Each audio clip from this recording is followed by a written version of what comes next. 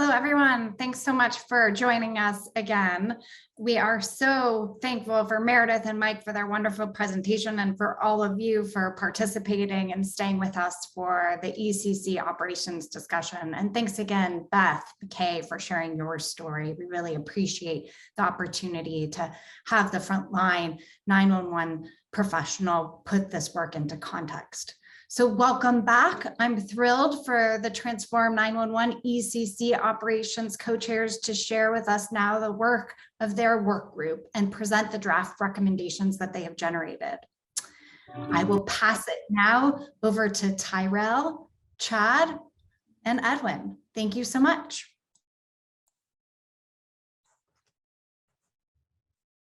Good afternoon, everyone. On behalf of Edwin and Tyrell and myself and all of the team within the Emergency Communications ECC operations, we couldn't be more excited today, and we wouldn't have made the progress, of course, without our Transform 911 partners of Madge, Natalie, and Rebecca. So thank you for being here with us today and spending a little bit of time. You're going to hear a lot of intentional crossover from the conversations through the week. Because we all understand the complexities. Most of us who are here today with the nuances within when we talk about the 911 system and the complexities, and we're hoping to shed some additional light on that here today. Next slide, please.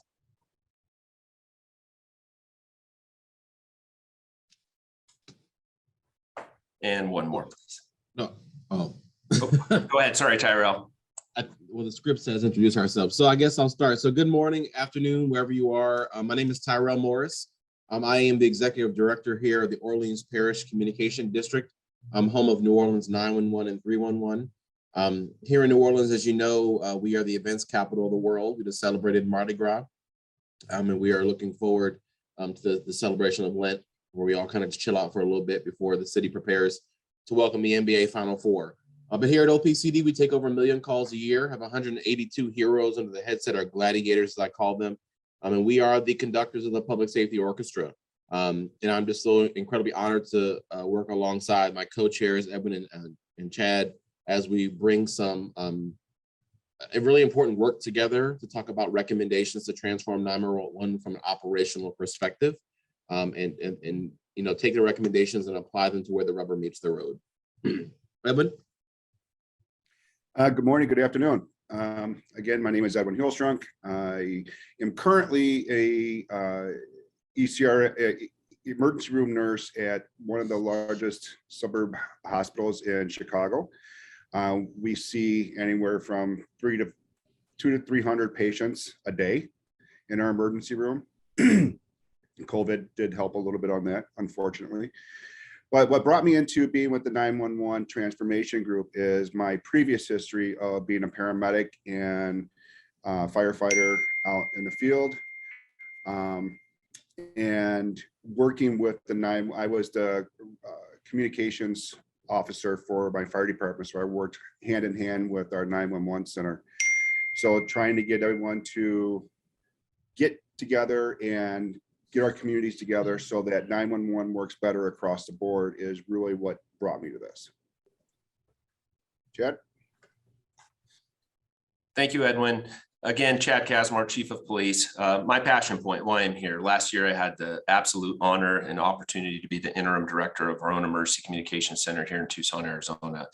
And while I had about 5 years previous experience as a deputy chief, the number 2 at the time of having oversight of our aspects of our Emergency Communication Center from a policing perspective, it certainly was very different than working shoulder to shoulder and really spending a full year embedded within an Emergency Communication Center. So not only from my year of experience, and I want to echo what Beth said in the previous video of how the ECC team members play such a critical role in the public safety team. And absolutely, we need to continue to voice the responsibility of police chiefs, fire chiefs, and emergency communications directors of elevating the significance and the awareness of just what these women and men do every day. They're absolute heroes. It is the silent heroes behind the scene. And they are exposed to all of the trauma that our field responders are. So just again, just honored to be here and to play a small part in a larger, great project here. We had an amazing group. We heard about community perspective. We had our emergency communications operations work group, Alicia, Martin, Adas, Carlina, Brian, Bill, Don, Donna, Erica, Rick, and Tony, our community member, just absolutely critical partners. Jeremiah, Jessica, Joe, Kim, Kel, Kate, Margaret, and Richard and Ron. It really was a comprehensive team to celebrate an amazing ecosystem of folks. And I'll close that with Rylan and Tony and Rick. The idea was to marry and create an ecosystems of and celebrating different perspectives that could really contribute to such a complex conversations when we talk about ECC operation work groups. So let's dive into this conversation. We're going to go over a couple different slides, and then much like the previous presentation, we'll get in our own Mentimeter and we'll dive even deeper. So where did we start? We really started with evaluating and celebrating the complexities of ECCs across the country. I think when community calls 911, they're not too concerned about the mechanics behind that call. They just expect the call to be answered. But we know there's massive complexities dependent on what do ECCs look like? Who do they report to? Are they urban? Are they rural? Is it private? Is it public?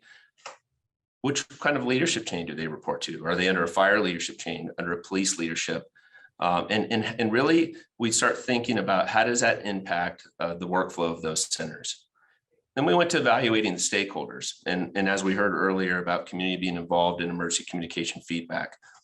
Obviously, when somebody's in the community and they call 911, that's our community. And what type of service are they looking from their ECC? But understanding the breadth and complexity of ECC stakeholders goes beyond community to police, fire, EMS, behavioral health, and non-crisis response. I think most parts of the country, what we certainly heard through our work group was expectations of progression in who are the right resource to send, whether it be in a non-emergency or emergency situation. And then we dove into examining the key aspects of ECC operations with structure, policies, procedures, call handling, best practices, standards, quality assurance, and metrics of success, and really how we evaluate that data.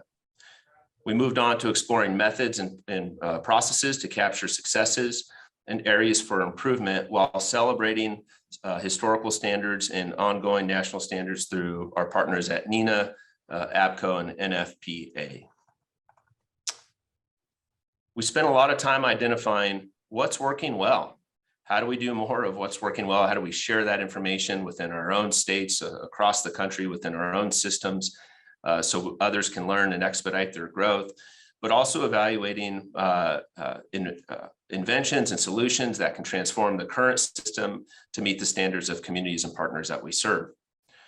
And lastly, recommending action to achieve effective, responsive, and consistent service delivery for users of 911.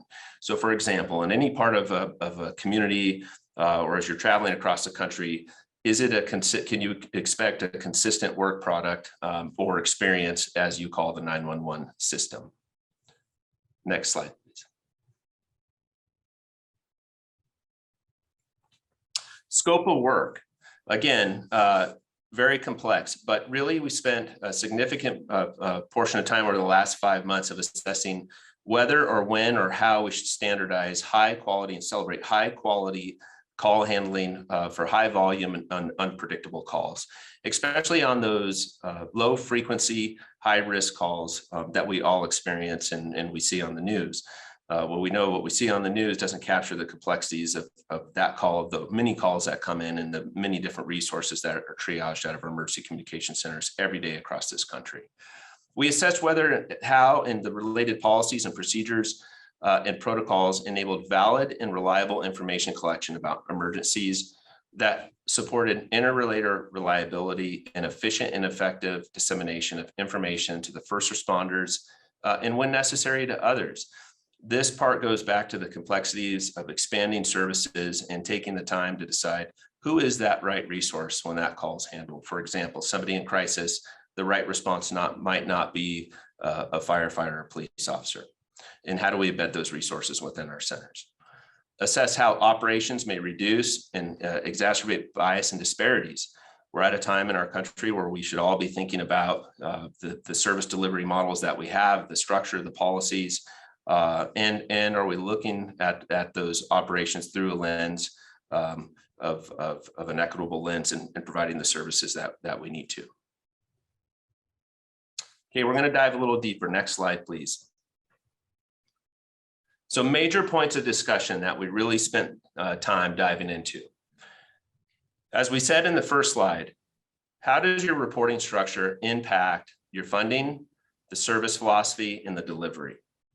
And understanding the nuances, again, if you're private, you're public, you're reporting through a fire leadership team or a police leadership team, and how does that impact the organization from at its core? And really diving into that. We shared a lot of different experiences because everybody on our work group reported to different ones. We talked about the pros and we talked about the cons, and we'll certainly be capturing that in our write-up. Consolidation, big topic of discussion throughout the country on consolidating emergency communication centers. How are we doing on resource sharing and evaluating, is one better than the other?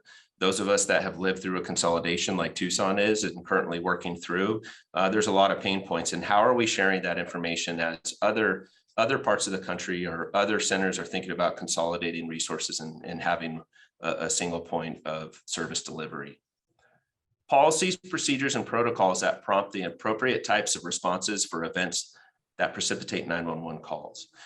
Most of us within the industry know that a lot of the calls that come into a 911 center are non-emergency calls. But as we still work through the complexities of getting to that next call within the appropriate amount of time in a short period of time with often short staffing, do our employees, do our centers have enough resources and support from the leadership teams are reporting to recognize the complexities of taking the time to maybe peel off a call from a traditional response that we might have just sent a police officer or firefighter to? How do we use the criteria to ensure the right responder is dispatched and risk not sending a field responder or first responder? Really, again, diving in, I think I think the consensus of the group was we are at a perfect time within a public safety conversation throughout the country, where many police departments are significantly short on resources, as are emergency communication centers, and evaluating how can specifically mental health providers and behavioral health resources be embedded within emergency communication centers to be a valuable resource, where we really break down the barriers to siloed approach to systems and celebrate collaboration. What are the pros and cons of various call taking strategies when we talk about scripts for police, fire, and EMS, and behavioral health? What we really spent a lot of time in breaking down the pros and the cons of structure. When does structure become helpful and when does it become an impediment? And that's a delicate balance to reach. Standards for best practice and training necessary to reduce emergency communications automatic default to police response.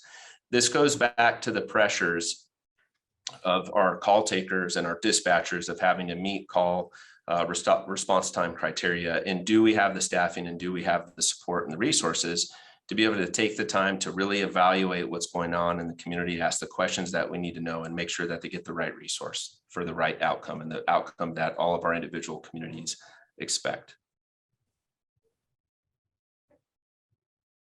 Operational checks and balances for high quality assurance that facilitate, next slide, please, CQI. Again, how do we have the structure and what are we learning to embed the feedback that we need between the community providing feedback to their centers, all of the stakeholders involved, and what we heard in the previous conversation was also how do we share the data? Is the data computable from a police perspective to a fire and EMS perspective into an emergency communication center, and better understanding how that data integrates within each other? While guidelines exist, I think I might be getting into Tyrell's a little bit here. Nope, you're good. Should I keep going? Okay, while guidelines exist for classifying and triaging calls, no one standards employed. Emergency communication centers that lack both protocols and training are vulnerable to litigation. No research exists on best model for emergency communication structure and operations. and sharing of resources and staff among ECCs is recommended to improve efficiencies and conserve cost. Black and brown people, people with mental health and behavioral health issues, people with disabilities, and others subject to bias and stigma may be reluctant to call 911. So these 5 bullets here really cover the complexities of working through all of the stakeholders and all of this that we're responsible for providing services to, and better understanding how all those expectations meet into proper service delivery for your community.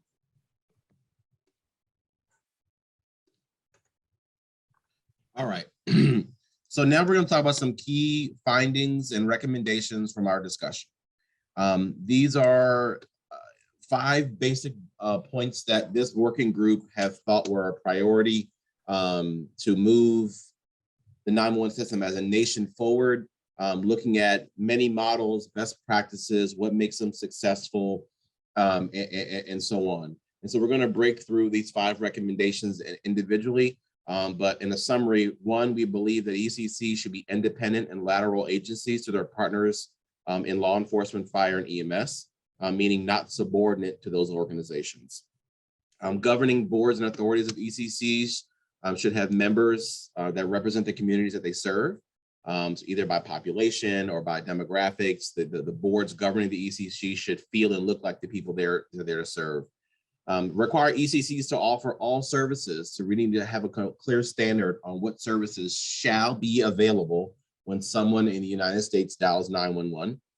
We do believe it's time that we legislate a national minimum training standard for ECC professionals across the country, as far as what content or subject matter should they be proficient in to answer and process a 911 call. And finally, ensure that state statutes require communication interoperability amongst fire, police, and EMS agencies and alternative responses. Right now, we have very loose language that recommends interoperability, but we need some very clear language and requirements in order to move the needle forward. The next slide. All right, so the first recommendation, right? Emergency communication centers should be independent and not subordinate to their peer agencies, police, fire, and EMS. I've said this many times before that our ECCs, the mission of our centers have changed. We are no longer just transporting information from point A to point B.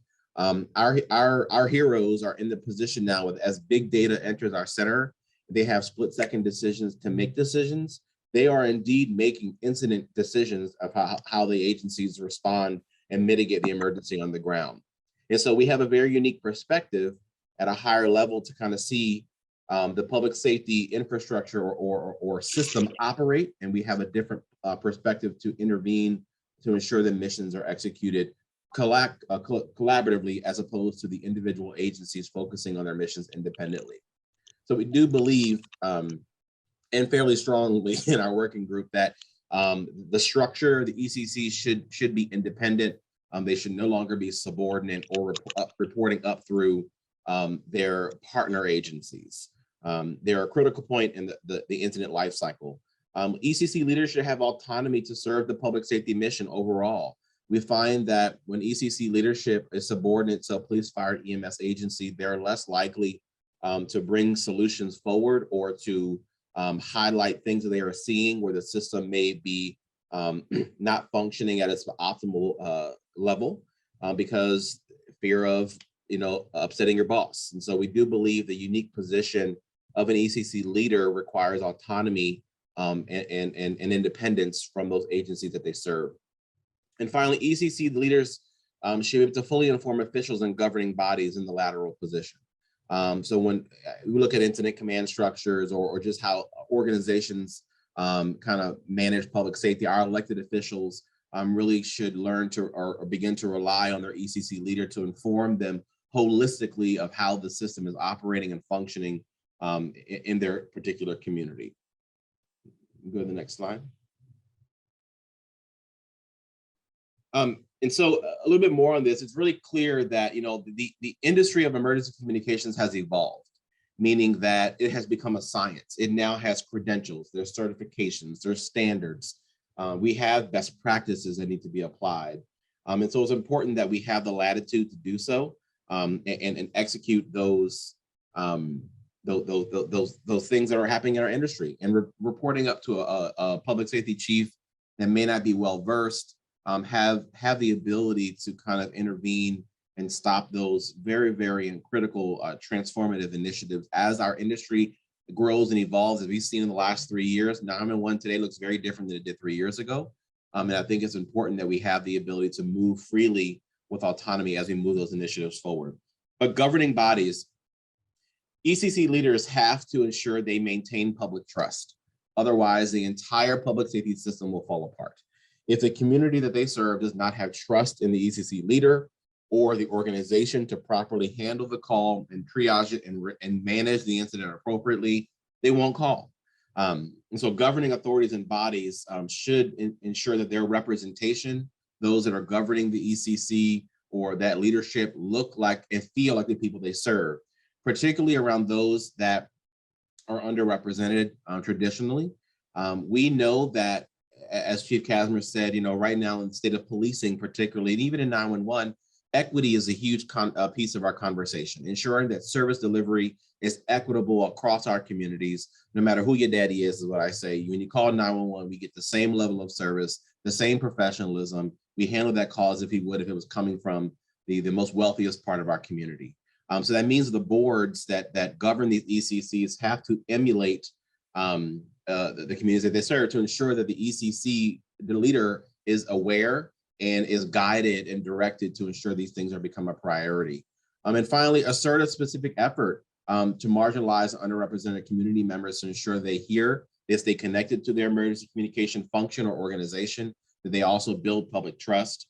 We know that public safety services are heavily utilized in these areas. And so it's really, really important that community feel a sense of support from their ECC leadership that, when it matters the most, the organization will be there to answer their call.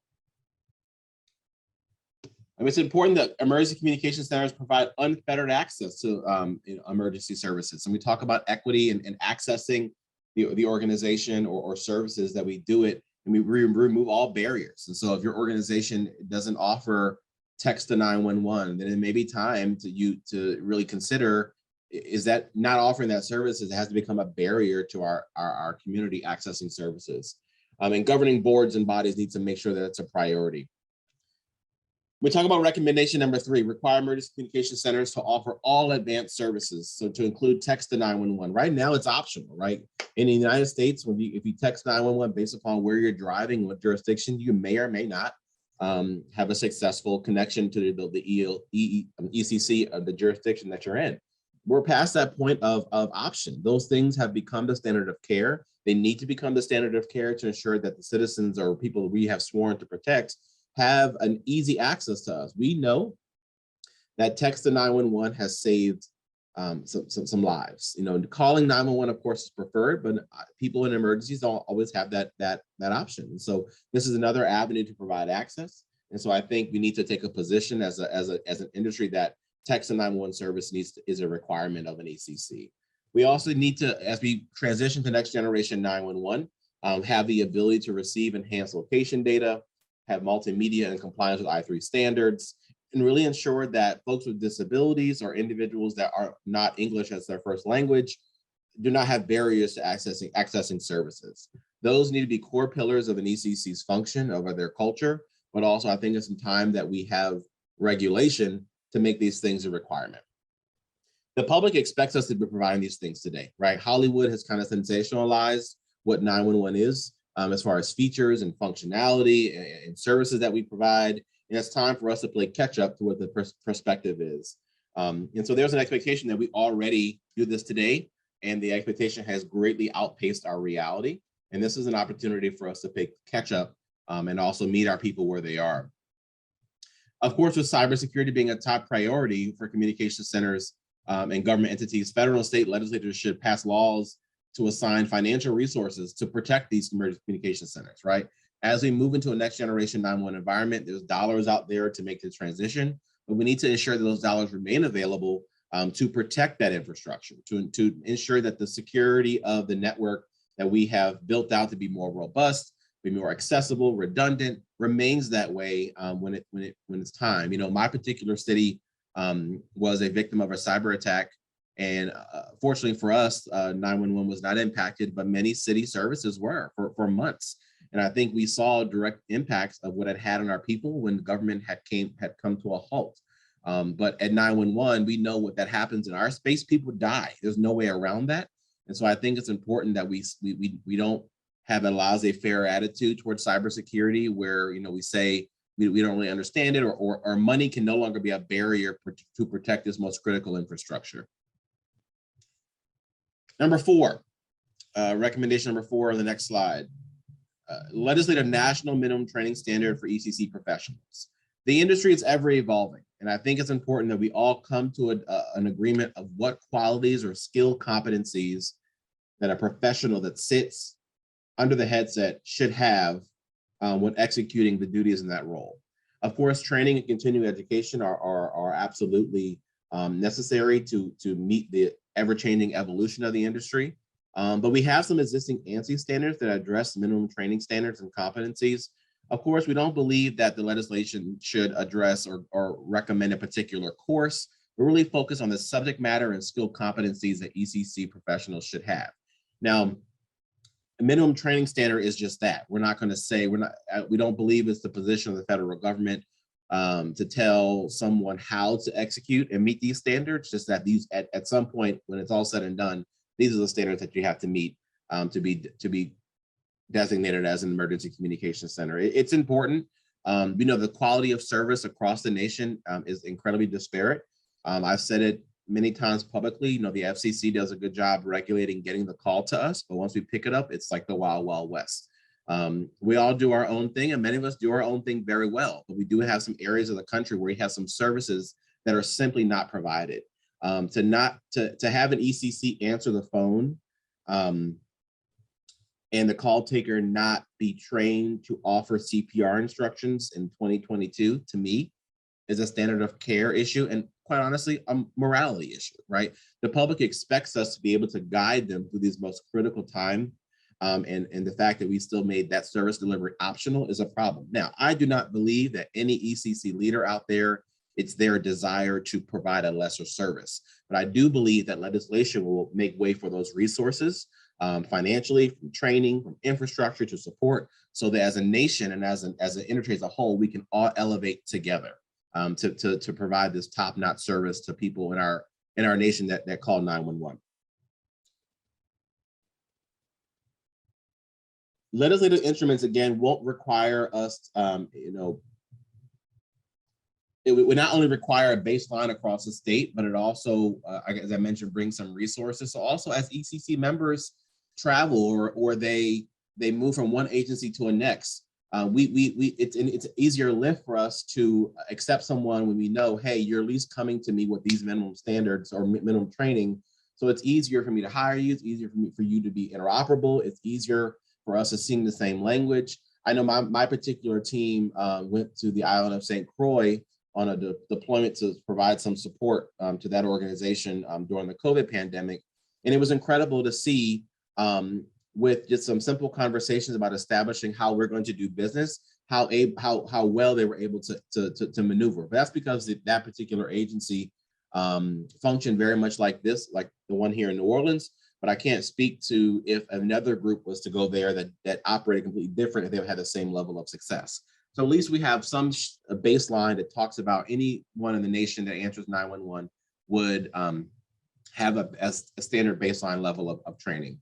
And the final recommendation is that we believe that states should ensure with legislation that communication systems are interoperable between police, fire, EMS, alternative responders.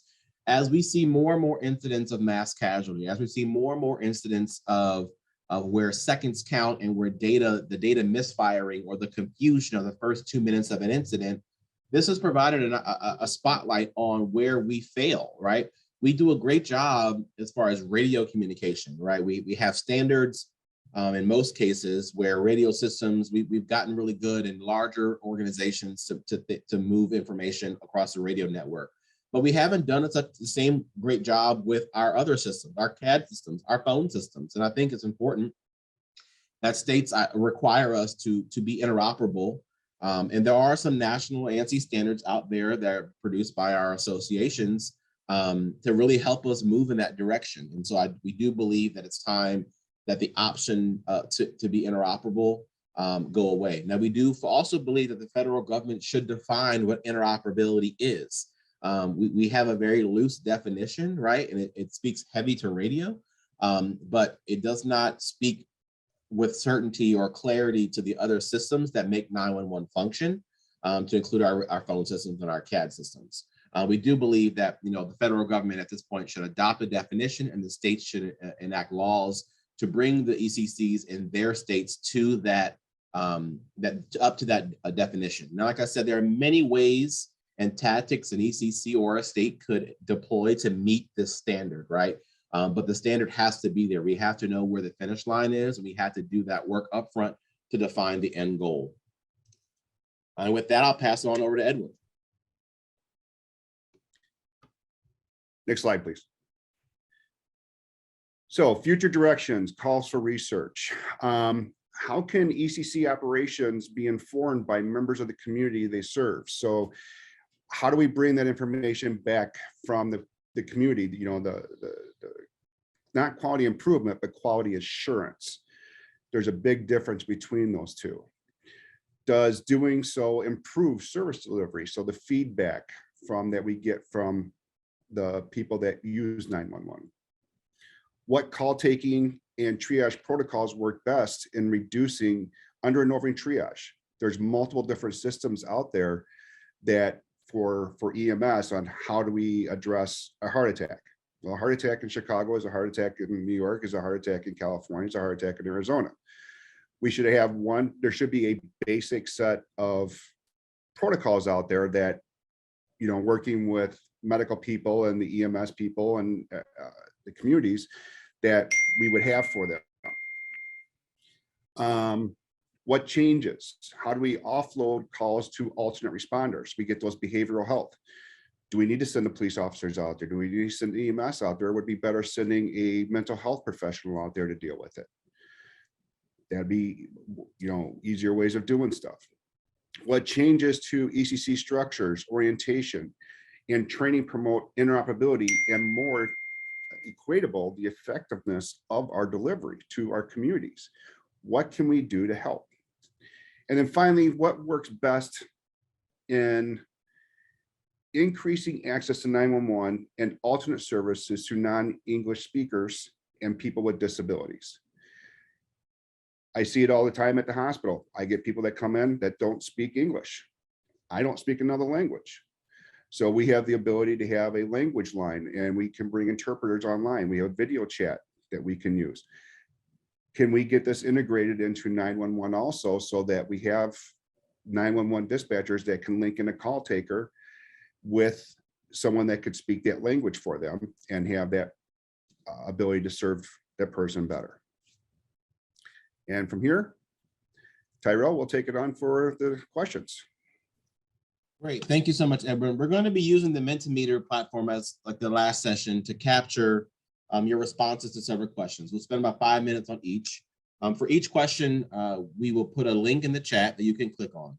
That link will direct you to the Mentimeter, where you can see a place to enter your response. We will be able to see the responses coming in anonymously, of course, and we will reflect on what is being shared. The link for the first question is now in the chat.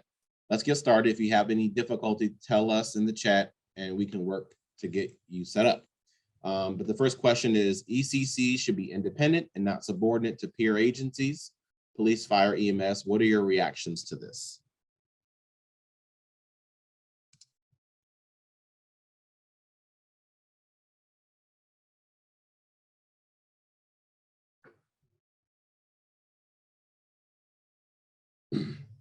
Yeah, it's incredibly fragmented. I think, I happen to be in a position where my ECC is independent and I'm lateral to these agencies. And I think that's one of the major reasons why we're able to function so well here in the city of New Orleans for all the events, because, I have the ability to provide a different perspective, and that perspective is appreciated. I mean, I will tell you, working at many cities, the public safety team here in New Orleans, the leadership of our agencies here is top notch, second to none. And it's actually fun to work in 911 here. But you're right. Across the nation, it would be very difficult. But I think we need to, the first step would be to make a statement that, this is what it needs to be ideal. I get calls all the time about, hey, we're struggling in our center, give us some recommendations. So the first recommendation is going to be, is your ECC director independent and not subordinate? And so we would go from there. This seems like a really well supported recommendation. Yes, great. Tyrell, can I jump in? Sure. Make a little safe space. So last year during my journey and educational journey as an ECC director, I served 11 public safety partners. 2 were police departments, 1 being my home agency. The other 9 were fire EMS. And my home agency was absolutely not intentionally, I'm sure, were the most difficult customer that I have, and just not being very thoughtful in some of their workflow changes. So I certainly got to see it from an interesting perspective, being at the police department, to Mercy Communications, and now back as the chief. So as a chief, I certainly celebrate elevating the Mercy Communication Centers to an equal partner with fire EMS and police, so we can better understand how, as a police chief, my operational needs and changes can impact theirs, and just being a good thought partner. So I wanted to share that from a chief perspective.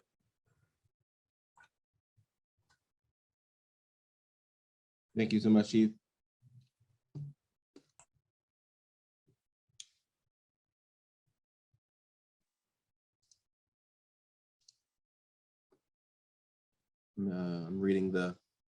I'm looking for someone to say no. I mean, then Chad, we must have struck out on this one. I know, I'm looking. I see some of the comments about how it's going to be politically hard to overcome and battle to make it happen. That is true. At first it will be, but once it actually happens and starts consolidating, it actually works a lot better, and everybody sees that. It's just that first, no offense, Chad, but those chiefs on police and fire don't want to give up that control. Right. And it is what it is. That's the biggest overcome of it. But it at the end, it works the best. So Evan, you raised a really good point. So I talk about the history of like New Orleans, right, and how the natural evolution of industries is occurring. So when the New Orleans EMS agency was originally subordinate to the police department, right, and at some point, it made sense to separate. Then it went to the health department, and now it's independent, because as the missions evolve and the agencies take form, it's not necessarily that their missions aren't the same, but at some point, a subordinate function that will never ever be the same priority because it's subordinate, by the sense of the word. It could be detrimental to the overall success of the public safety system. And so I think this is a natural progression as the industry has evolved, as we get more aligned and get ourselves like standards driven, more performance driven, very clear definition as far as how we execute our most basic mission. We service the community better when we are independent. And so I think this is a natural progression. And I think our leadership in the agencies, they need to just be educated on the reasons why. I mean, yes, these will be very difficult conversations, but this is why the leadership choices are so critical for these organizations, because we have to be able to willing to, one, of course, have a respectful conversation, state the facts, outline your benefits or why this move should happen, and how it ultimately services the community at large, and what the risks are if we do not make this move. And we find that most consolidations happen after 2 things have happened. There's a financial strain that makes consolidation happen, or something catastrophic has happened and the system has failed. Those are the 2 things that usually spark the conversation around consolidation.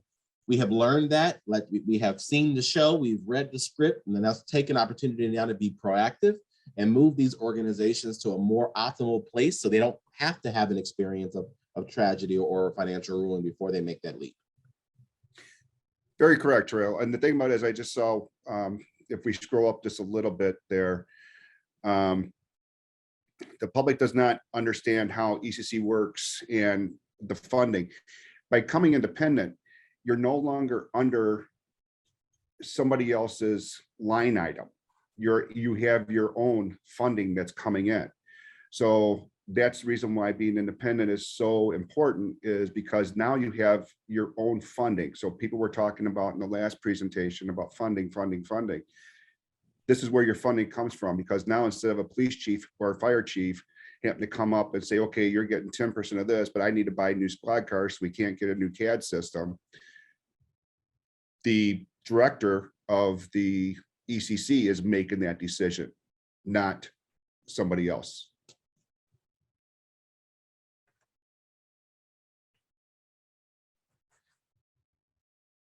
Edwin, great point. Lots of great comments today.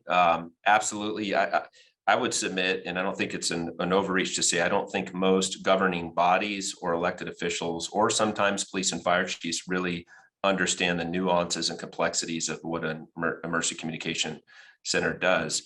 One great example of that was due to staffing issues and changing expectations of service delivery in Tucson.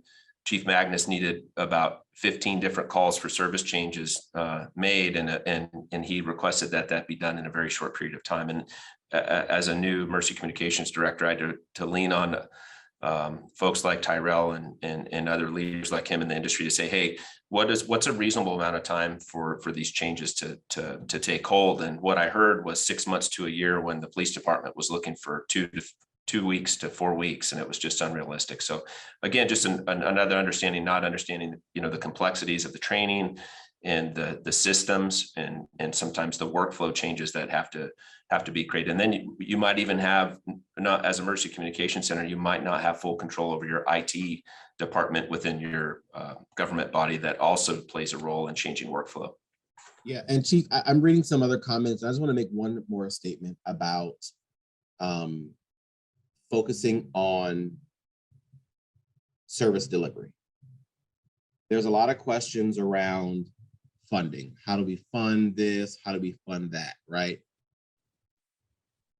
The ECC operation needs to be met with the same level of tenacity as if your fire department wasn't getting fire trucks, if your police officers weren't getting hired, or your paramedics weren't hitting the street. Money cannot be an object to how services are delivered. Now, I'm not saying that you can grow money on a tree, right? But this is when the consolidation questions need to come into play. And I know that consolidation, our industry has gotten an incredibly bad rap, but it has to be focused on the quality of service delivery. If the ECC is not able to deliver services at a certain quality, I believe they have an obligation to begin to have the consolidation conversations, because their people deserve the service to be delivered. And so, yes, they may mean some people ultimately lose jobs, or the system may get moved around, or you may have been the director for 20 years and now consolidation makes you a little uneasy because you don't know where you land. It's bigger than the leader. It's bigger than the comfort of the everyday operation. We have to focus on, is the service being delivered or not? Are we answering the calls fast enough? Are we not? Do we have enough dispatchers to keep our officers safe or first responders safe, or do we not? And if the answer is no to any of those questions, we need to have a conversation about how do we get us there? And if money isn't available, if processes or resources aren't readily available to remediate those areas where we're falling short, then this is the time you have to have a conversation about pooling resources together, working smarter, not harder, to deliver those services. Because I have seen it time and time again, where leaders have been hesitant to have the conversation, their community experiences the travel, and then they are the punching bag from the community, the court of public opinion, about why we did not consolidate or have the conversation sooner when we knew we were not meeting the standard. So we are recommending to everybody, do a self-evaluation. Are you meeting the standards? Are you not? And if you're not, you may have to consider an alternative structure to meet those standards. But the ultimate goal needs to be ensure high quality service delivery.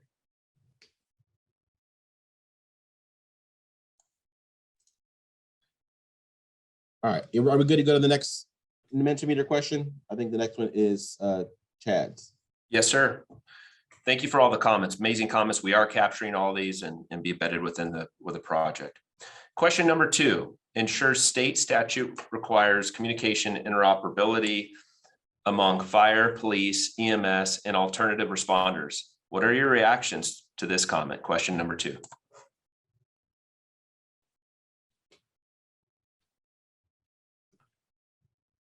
And if you don't have a state statute or you don't have thoughts on that and you want to reference even internal policy or awareness of how this works within your community, please share your thoughts with us.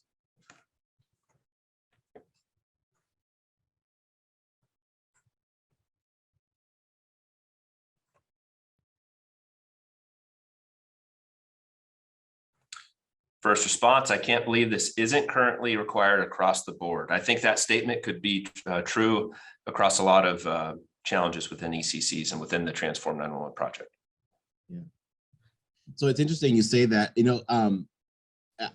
so there in our working group, there were many recommendations, and I believe they're all available online, but we're just highlighting 5 of them. And someone said, engage Homeland Security. I'm sorry, I jumped to federal. There's nothing to be apologized for, right?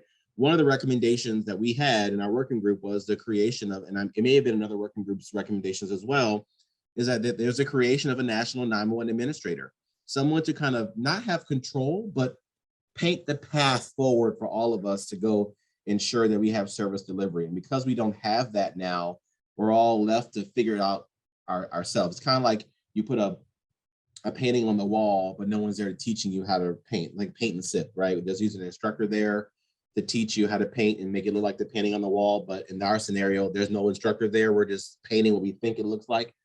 Same kind of thing. So I think, that we have always said, 911 should be locally controlled. And I do believe with that perspective, like our communities are best served when the control of operations is at the local level. But there are some situations where that's just not possible, where the local level just not having the resources to do so. But we have to have the same shining star, the same definition at the top about what this term interoperability means. And otherwise, we'll never reach this place or this public desire that we all just work in harmony. Tyrell's great response to related to what you just said. Who is setting the standards for what is air quote alternative response? There are lots of different possibilities. Are there best practices at a local, state, and federal level? So it certainly builds into that standardization. What are we learning at a local and a national level, and how do we streamline these processes as expectations for what community safety is and who the responsible stakeholders are is an ongoing conversation in most of our communities.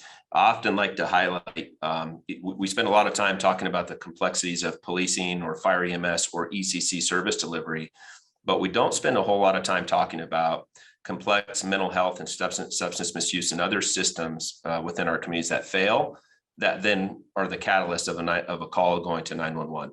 And so it's certainly I want to bring that into the conversation as well.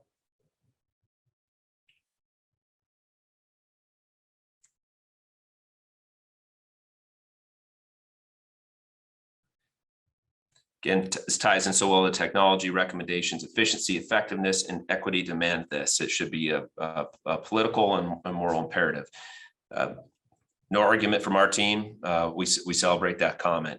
A lot of conversation within the Mentimeter from question 1 and question 2 also about policing budgets or fire budgets or ECC budgets. And I would submit to you now is a perfect time to realign and resource ECCs and not have that be embedded within a police budget to show transparency to the community. This is the investment that we're making, like Tyrell said.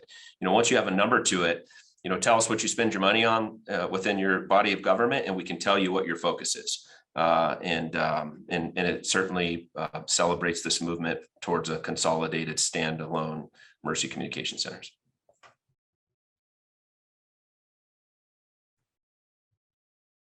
Lots of conversation about 988. So Chief, as people are responding to this, one of the questions I got asked earlier today was, we do this, right? We set these standards, but what happens when an organization fails to meet them?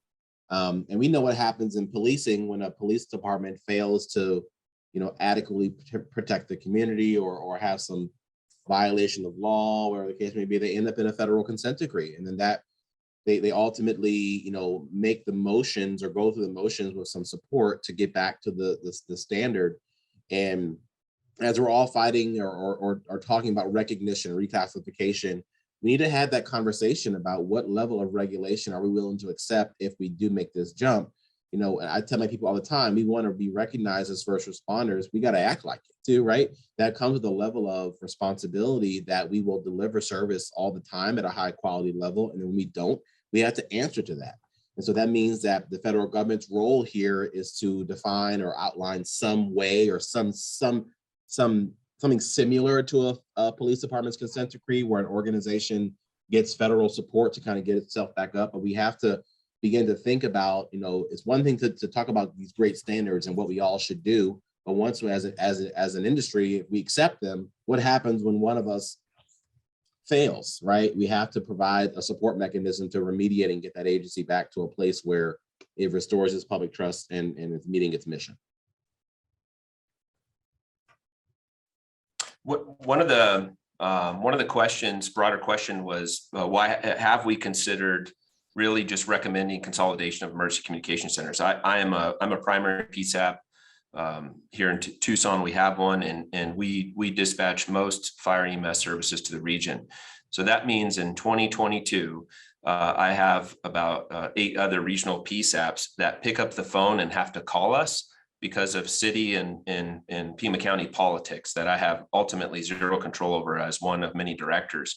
So that's been about a 1.5 year long project and conversation of working with the regional partners and the elected officials in both bodies of government. And that covers the complexities of the politics in these conversations. So in a perfect world, to the broader question, we absolutely, I think most of us would agree that a more centralized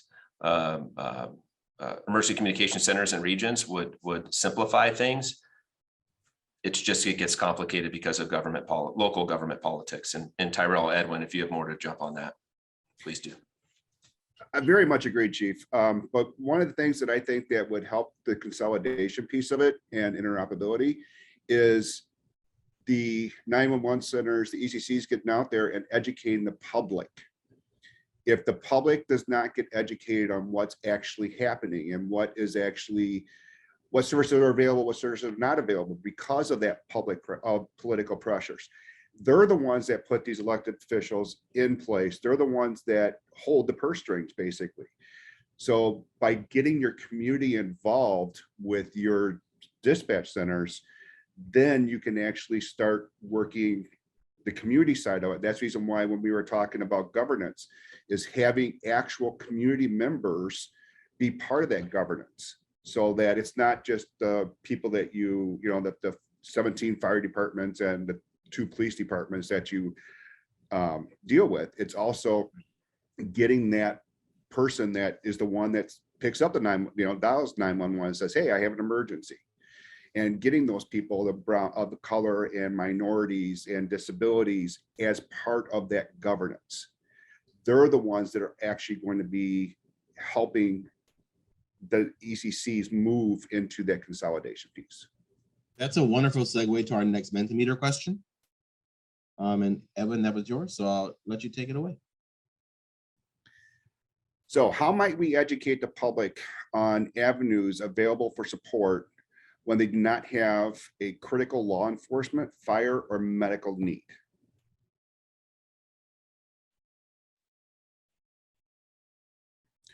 So what we're looking here is a lot of people call 911 because they don't know 311. They don't know all the other resources to call, or it's just easier to dial. So how do we educate the communities? What kind of community outreach would ECCs do?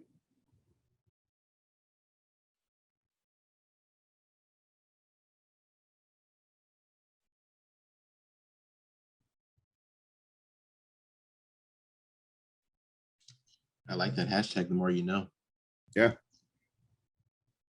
Someone also mentioned, as we're all struggling with staffing, right? Some kind of national staffing campaign, can be considered a career in emergency communications.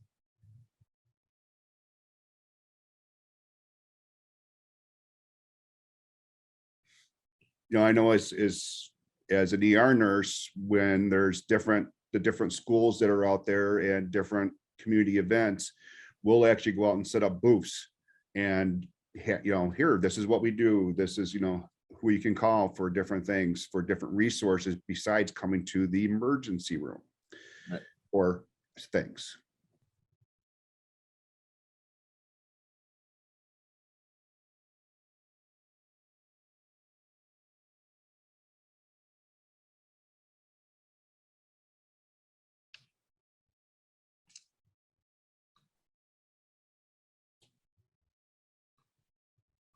I remember back when I was in school, we had a dispatcher many years ago. We had a dispatcher come out and, this was grade school, and they're like, how do you dial 911? Granted, it was a rotary dial phone back then. But it was dispatchers actually came to the schools and talked about when to call 911, how to call 911, what is going to be talked about on 911. Right. Does that still happen? I know we don't do it here. Why not? It's one of those things we get away from it because we're so busy. We Right. forget those little things.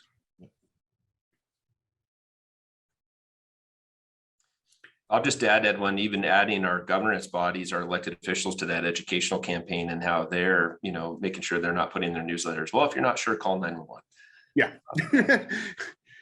Or that's like us educating our primary doctors on a Friday night, when they call their primary doctor, instead of saying, come in next week, we'll take care of it. I'll just go to the ER, they'll take care of it. Yeah. Put public school health classes content. Yeah, there you go. That's a great idea. It's simple, it's easy. First, making the services widely known as safe. So many stories of people avoiding calling for help because people don't feel safe. That's a big one. Because if they don't feel safe calling 911 to get the resources, again, they're not going to do it. Yeah.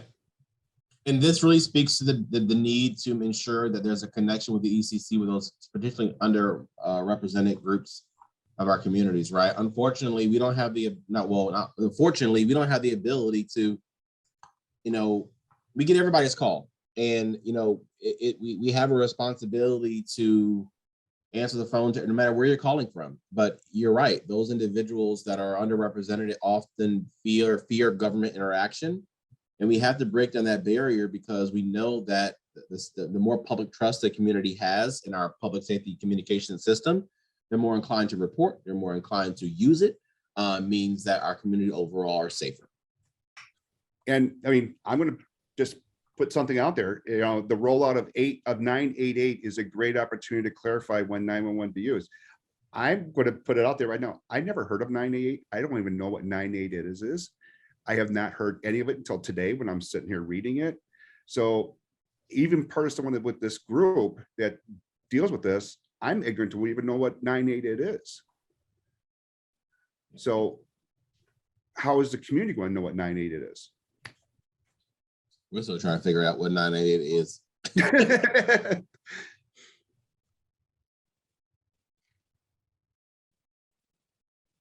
These are all great topics, great ideas, guys, about getting out and getting the public involved.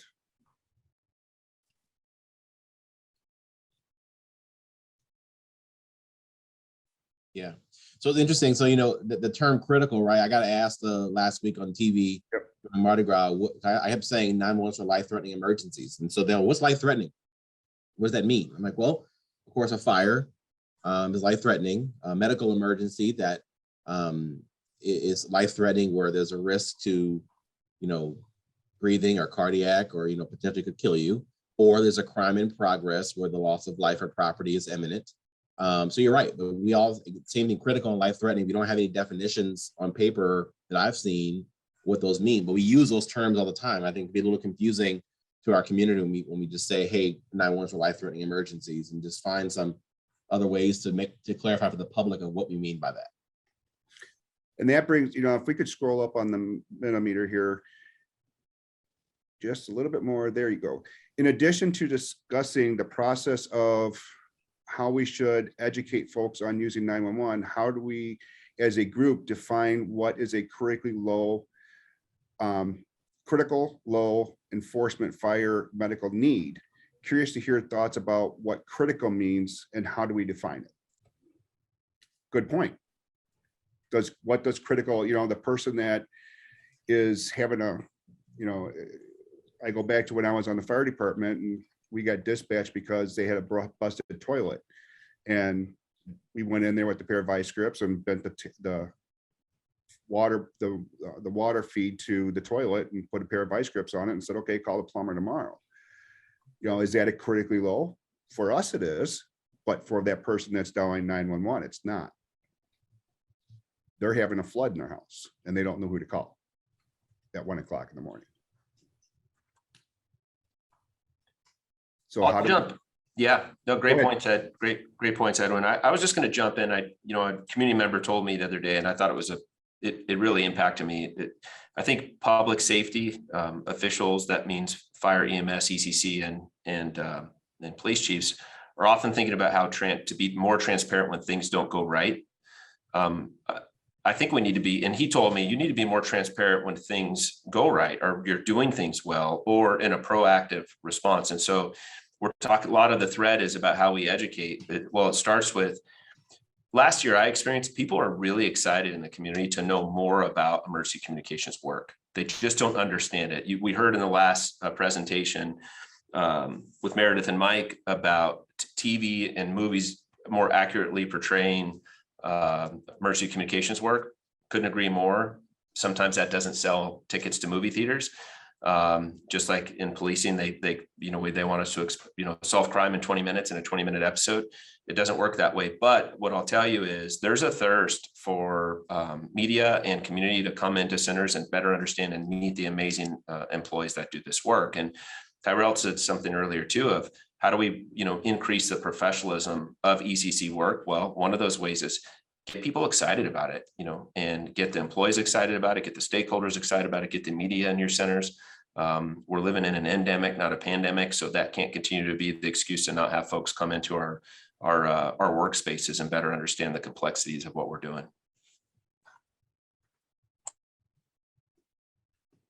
Great. Agreed. Well, thank you all. Yeah. I was just going to answer a couple of these questions that were on the chat. I know from interacting with my neighbors here in Tucson that a lot of non-police issues like graffiti are being reported to police. People just don't know where they should report these kinds of issues. Homeless is another issue that usually shouldn't be a police response. It should be a social service response. Very, very true. Very, very true. But how do we get that involved? Where do we, how do we get that education out there? I'm looking at what came in my mail today, which is, Naperville Connected, and it talks about all the different things on here about, who to call for different things and stuff like that. Does every community put one of those out, on their website? It's real easy. I'm sure every ECC out there has some type of website or Facebook page or something like that, where we could start putting that kind of information out there. Tyrell? Yeah. Well, thank you all very much for your Mentimeter responses. I think these are all phenomenal, wonderful things that will help us inform our final recommendations for a public report soon. So I just wanted to take a moment to thank you all for joining us today. Thank you very much to our fellow Transform 911 Working Group co-chairs, particularly mine, Chad and Edwin, and all the members that dedicated their time and shared their expertise to help generate these recommendations you heard today. Tomorrow, though, you will hear from the governance and alternative hotline work groups. What you heard today, yesterday, and tomorrow is just the beginning of next phase of our work. So over the course of the next few months, we will continue to make sense of the feedback provided that you all gave us and to work collaboratively to generate transformative recommendations. And we invite you to continue to join us throughout this journey. Of course, you can learn more about the Transform 911 initiative at transform911.org. You can also email the group at transform911@uchicago.edu. Thank you all for joining us today for this conversation and the next phases of this important work. The research we discussed today is available on the Transform 911 website, and all the recommendations we shared yesterday, today, and tomorrow are there as well. And over the next few moments, you will hear For one of my own heroes, Gwen Douglas, she's one of our operations managers here. She's a 911 professional here in New Orleans. She will discuss the importance of our work and help us close out today's session. And again, thank you all very, very much for today and participating with us in this conversation. My name is Gwendolyn Douglas. I'm in New Orleans, Louisiana, and I've been working in the 911 industry for 21 years. I already take pride in my work, and I just think that would be such a big morale booster for myself and my team, as if the whole nation saw us as first responders, like truly saw us as first responders. So I think that would just be a morale booster across the nation if we can get that accomplished. We already know what we do, but if the title is just the first step. But that title is so important to even be considered for other things. We enjoy what we do for the most part. We take what we do serious. We don't take anything that we do lightly. Every call that we take it as if we're speaking to someone who's having the worst day of their life. And it may be the severity of it that it's the way we handle the call may mean a life or death situation for them. So we enjoy what we do. I enjoy what I do, and I just hope no one takes that for granted.